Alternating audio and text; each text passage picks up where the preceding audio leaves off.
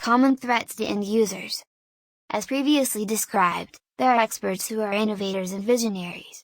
They build the different cyber domains of the internet. They have the capacity to recognize the power of data and harness it.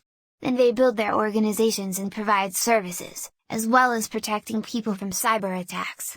Ideally, cybersecurity professionals should recognize the threat that data poses if it is used against people. Threats and vulnerabilities are the main concern of cybersecurity professionals. Two situations are especially critical.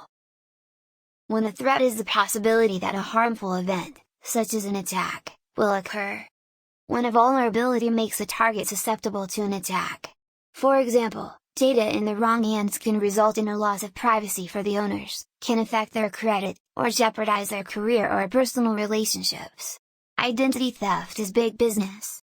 However, it is not necessarily the Googles and Facebooks that pose the greatest risk. Schools, hospitals, financial institutions, government agencies, the workplace and e-commerce pose even greater risks.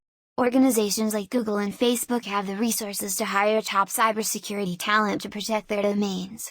As more organizations build large databases containing all of our personal data, the need for cybersecurity professionals increases. This leaves smaller businesses and organizations competing for the remaining pool of cybersecurity professionals. Cyber threats are particularly dangerous to certain industries in the records they must maintain. We hope you enjoyed the video and found value in the content. We value your feedback. If you have any questions or suggestions, feel free to post them in the comments section or contact us directly by our social platforms. Thanks for watching.